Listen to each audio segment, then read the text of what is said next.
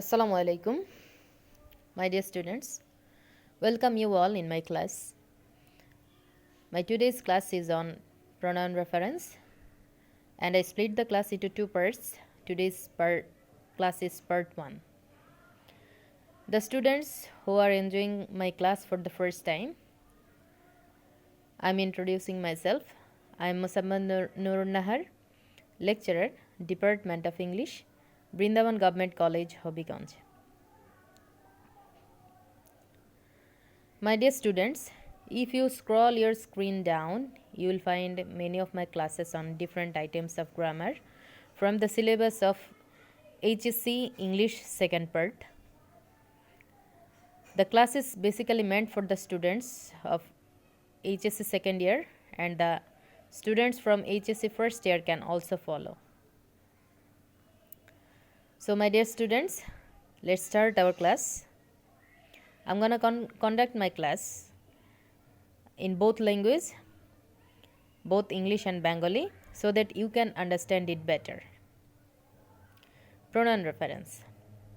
Pro শব্দের হলো পরিবর্তে আর নাউন মানে হলো নাম, অর্থাৎ যে ওয়ার্ড কোনো নাউনের পরিবর্তে ব্যবহৃত হয় তাকে প্রনাউন বলে। যেমন Suman is a good student, he goes to school everyday. উপরের সেন্টেন্স দুটির প্রথমটিতে সাবজেক্ট হিসেবে সুমন রয়েছে, যেটা নাউন, কিন্তু দ্বিতীয় সেন্টেন্সে সুমনের পরিবর্তে হি বসেছে। এখানে হি হলো প্রনাউন। প্রনাউনকে আট ভাগে ভাগ করা যায়: personal pronoun, interrogative pronoun, indefinite pronoun, distributive pronoun, demonstrative pronoun, relative pronoun, reciprocal pronoun, reflexive pronoun. Personal pronoun কোনো ব্যক্তি বা বস্তুর পরিবর্তে যে প্রনাউন ব্যবহার করা হয় তাকে পার্সোনাল প্রনাউন বলে। যেমন Mim is a bright student, she studies regularly. এখানে মিম এবং শি একই ব্যক্তি বারবার সাবজেক্ট হিসেবে এসেছে, এই জন্য প্রথমবার আমরা নাউন বসিয়েছি, পরের বার যতবারই সেম ব্যক্তি সাবজেক্ট হিসেবে আসে, একই ব্যক্তি সাবজেক্ট হিসেবে আসে, ততবারই আমরা তার প্রনাউন ব্যবহার করব, এই জন্য she. Rana goes to college regularly, he never remains absent. এখানে রানা এবং হি একই ব্যক্তি, প্রথমবার আমরা নাউন হিসেবে রানা বসিয়েছি, পরের বার অবশ্যই প্রনাউন ব্যবহার করতে হবে। The dog is barking, it is very furious. এখানে সাবজেক্ট হিসেবে এসেছে ডগ, এবং পরের বারও ডগকে আবার সাবজেক্ট হিসেবে এসেছে, এই জন্য আমরা প্রনাউন হিসেবে ইট ব্যবহার করেছি। আরেকটি গুরুত্বপূর্ণ ব্যাপার, পার্সোনাল প্রনাউনগুলোর বিভিন্ন ফর্ম, যথা subjective form, objective form, positive form, এই ব্যাপারগুলো তোমাদের অবশ্যই জানতে হবে। আমি আবারও বলছি, সাবজেক্টিভ, অবজেক্টিভ এবং পজিটিভ ফর্ম এটা খুবই গুরুত্বপূর্ণ, তোমরা জেনে নিবা। আমি এখানে কিছু উদাহরণ দিয়েছি, যেমন সাবজেক্ট, অবজেক্ট, পজিটিভ এগুলা। যেমন আই এর হচ্ছে অবজেক্ট হচ্ছে মি, পজিটিভ হচ্ছে মাই। হি এর অবজেক্ট হচ্ছে হিম, পজিটিভ হচ্ছে হিজ। শি এর অবজেক্ট হচ্ছে হার, পজিটিভ হচ্ছে হার্স। ইউ এর অবজেক্ট হচ্ছে ইউ এবং পজিটিভ ইয়র। এরকম তোমরা একটু দেখে নিবা, মুখস্থ করতে পারলে আরও ভালো। তো আমরা রুল 1-এ চলে যাই। কোনো জড় পদার্থ বা ধারণার পরিবর্তে ইট বসে। যেমন here is your pan, take it. এখানে প্যানের পরিবর্তে পরের বার ইট বসেছে। পুরুষ বা মহিলার ক্ষেত্রে চিহ্নিত করা যায় না এমন প্রাণীর ক্ষেত্রেও ইট বসে, অথবা ইতর প্রাণীর ক্ষেত্রেও ইট বসে। যেমন this is a dog, it is faithful animal. ছোট শিশুর পরিবর্তে ইট বসে, যেমন I have a child, it is fine. পূর্বে উল্লেখিত কোনো বিবৃতির পরিবর্তে ইট বসে, যেমন Kabir Hussain told a story and he knew it goodly, অথবা ভেরি ওয়েল। যেমন কবির হুসেন টোল্ড, এখানে কবির হোসেন এবং হি একই ব্যক্তি, এই জন্য আমরা কবির হোসেন প্রথম ব্যবহার করলাম, পরবর্তীতে প্রনাউন হিসেবে হি ব্যবহার করলাম। রুল 5, কোনো নাউন বা প্রনাউনকে জোর দিয়ে উল্লেখ করতে বা গুরুত্ব প্রদানের জন্য ইট বসে। যেমন it is Shaon who his brother. কোনো নাউন বা প্রনাউন করলে যখন আমরা জোর দিয়ে উল্লেখ করব তখন ইট ইজ বসে। ইট ইজ বা ইট বসে। ইম্পার্সোনাল ভার্বের সাবজেক্ট হিসেবে ইট ব্যবহৃত হয়, যেমন ইট ইজ রেইনিং। এখানে সাবজেক্টটি ইম্পার্সোনাল। আবহাওয়া বা আবহাওয়া নির্দেশ করতে ইট ব্যবহৃত হয়, যেমন it is 5 o'clock, it is winter season.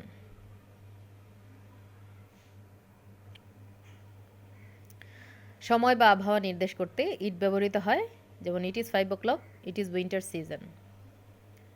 Rule number 8-এ দেখো, ভার্ব টু বি এর পরে রিয়েল সাবজেক্ট থাকলে এর পূর্বে প্রভিশনাল সাবজেক্ট হিসেবে ইট বসে, যেমন it is easy to go there. এখানে টু যুক্ত ভার্ব যদি থাকে তাহলে এরপরে রিয়েল সাবজেক্ট থাকলে এর পূর্বে প্রভিশনাল সাবজেক্ট হিসেবে ইট ব্যবহৃত হয়, যেমন it is easy to go দেয়ার।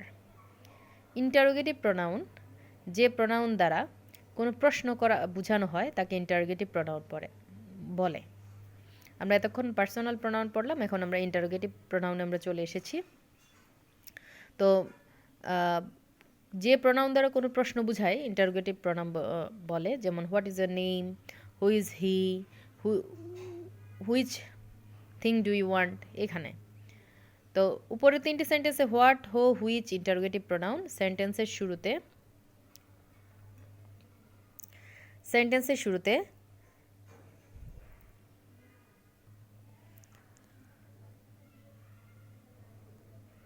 উপরের 3টি সেন্টেন্সে হোয়াট, হো, হুইচ হলো ইন্টারোগেটিভ প্রোনাউন।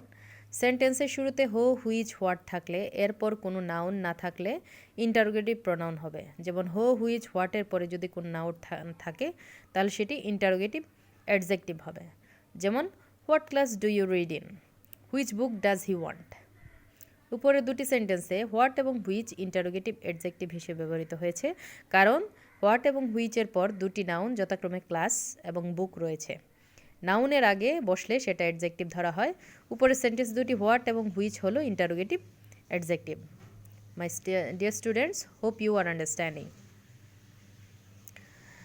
রুল 9, পার্সন বা ব্যক্তিকে বোঝাতে হো যেমন কে বা কারা, হোম কাকে, হোজ কার বা কাদের ব্যবহৃত হয়, যেমন who are you, whose is this pan.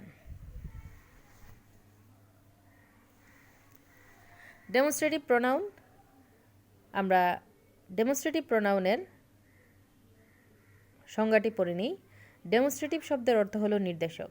যে প্রোনাউন কোনো নাউন বা নাউনকে নির্দেশ করে তাকে ডেমনস্ট্রেটিভ প্রোনাউন বলে।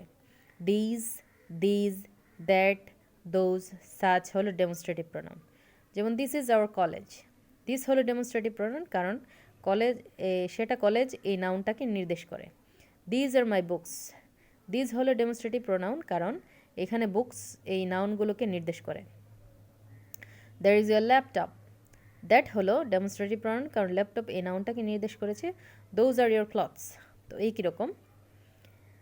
তবে দিস, দ্যাট, দোজ, সাচ এর পরে যদি কোনো নাউন থাকে সেটা ডেমনস্ট্রেটিভ প্রোনাউন না হয়ে ডেমনস্ট্রেটিভ অ্যাডজেক্টিভ হবে, যেমন দিস বুক ইজ মাইন। এখানে যেহেতু বুক নাউন হিসেবে রয়েছে তাই দিসটা ডেমনস্ট্রেটিভ অ্যাডজেক্টিভ হয়ে গেল। দোজ বুকস আর কস্টলি, এখানে দোজের পরে বুকস রয়েছে, তো নাউন যেহেতু রয়েছে এই জন্য দোজটা অ্যাডজেক্টিভ হয়ে গেল। দ্যাট কার ওয়াজ হোয়াইট, এখানে কারের আগে দ্যাট রয়েছে এই জন্য দ্যাটটি demonstrative adjective. Those pens were not good, এখানে পেনের আগে দোজ রয়েছে, দোজটি demonstrative adjective. such behavior is not praiseworthy to anyone, এখানে সাচের পরে রয়েছে বিহেভিয়ার নাউন, এই জন্য এই সাচটি ডেমনস্ট্রেটিভ অ্যাডজেক্টিভ রয়ে গেল। একই নাউনের পুনরাবৃত্তি এড়ানোর জন্য সিঙ্গুলার নাউনের ক্ষেত্রে দ্যাট এবং প্লুরাল নাউনের ক্ষেত্রে দোজ ব্যবহৃত হয়। এটি খুবই গুরুত্বপূর্ণ। তোমরা যখন বিশ্ববিদ্যালয়ে ভর্তি পরীক্ষা দিতে যাবা তখন এই ব্যাপারগুলো অনেক গুরুত্বপূর্ণ এবং অনেক পরীক্ষা আসে, তো তোমরা এটি ভালো করে খেয়াল করো। শুধু তোমাদের পরীক্ষা না, এটি বিশ্ববিদ্যালয়ে ভর্তি পরীক্ষার সময় তোমাদের কাজে লাগবে। The roads of Dhaka are better than Rajshahi, এর অর্থ হচ্ছে ঢাকার রাস্তাঘাট রাজশাহীর চেয়েও ভালো। তো এখানে ঢাকার রাস্তাঘাট আর রাজশাহীর সাথে কম্পেয়ার করা হলো, আর যেটা ঠিক নয়। আসলে ব্যাপারটা বলতে হবে ঢাকার রাস্তাঘাট রাজশাহীর রাস্তাঘাটের চেয়েও ভালো। তাহলে সেন্টেন্সটি কিভাবে লিখতে হবে? The roads of Dhaka are better than the roads of Rajshahi. কিন্তু যে খেয়াল করো এখানে নাউনের পুনরাবৃত্তি ঘটেছে, যেমন রোডস দুইবারই লেখা হয়েছে the roads of Dhaka are better than roads of Rajshahi. তো এরকম পৌনঃপুনিকতা যদি আমরা এড়াতে, পৌনঃপুনিকতা আমাদের এড়াতে হবে এবং এখানে লিখতে হবে আসলে সেন্টেন্সটি সঠিক হবে the roads of Dhaka are better than those of Rajshahi. যেহেতু রোডস প্লুরাল, আমরা এখানে দ্যাটের পরিবর্তে দোজ ব্যবহার করেছি। আরও লক্ষ্য করি, the weather of Khulna is better then Dhaka, the weather of Khulna is better than those of Dhaka. এখানে ভুল হয়েছে কারণ ওয়েদার হচ্ছে সিঙ্গুলার, আমরা কি ব্যবহার করব, দোজের জায়গায় দ্যাট ব্যবহার করব। The buildings of Dhaka are bigger than Rajshahi, আবার সেম ভুল, কারণ ঢাকার বিল্ডিং রাজশাহীর চেয়ে ভালো হতে পারে না, রাজশাহীর বিল্ডিংয়ের চেয়ে বড় হতে পারে।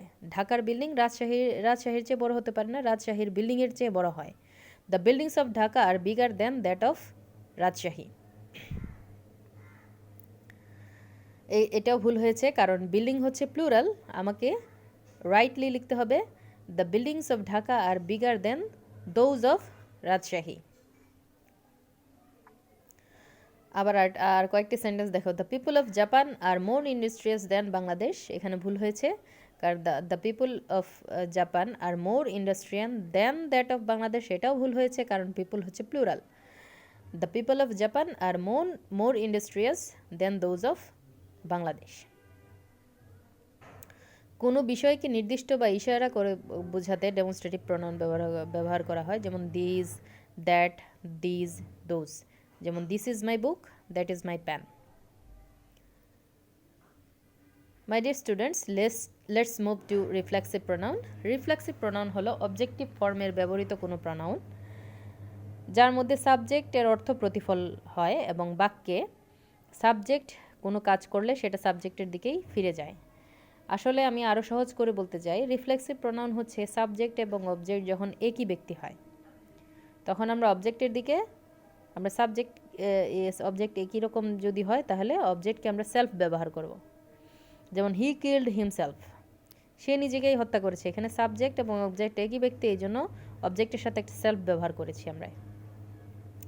She hurt himself, they killed themselves, I fan myself, herself, themselves, myself হচ্ছে রিফ্লেক্সিভ প্রনাউন। দেখো রুল 11, কর্তা এবং কর্ম একই রকম হলে রিফ্লেক্সিভ প্রনাউন হয় I enjoyed the play myself। কর্তা কারো সাহায্য ছাড়া নিজেই কাজ করছে, ইহা জোর দেওয়ার জন্য এমফ্যাটিক প্রনাউন ব্যবহৃত হয়। এগুলো সাবজেক্ট বা অবজেক্টের পরে বসে, যেমন I myself saw him। তো এখানে মাইসেলফটা এমফ্যাটিক প্রনাউন হিসেবে ব্যবহার করা হয়েছে যখন কর্তা কারো সাহায্য ছাড়া নিজেই কাজ করছে, তো এটা জোর দেওয়ার জন্য এরকম ব্যবহার করা হয়।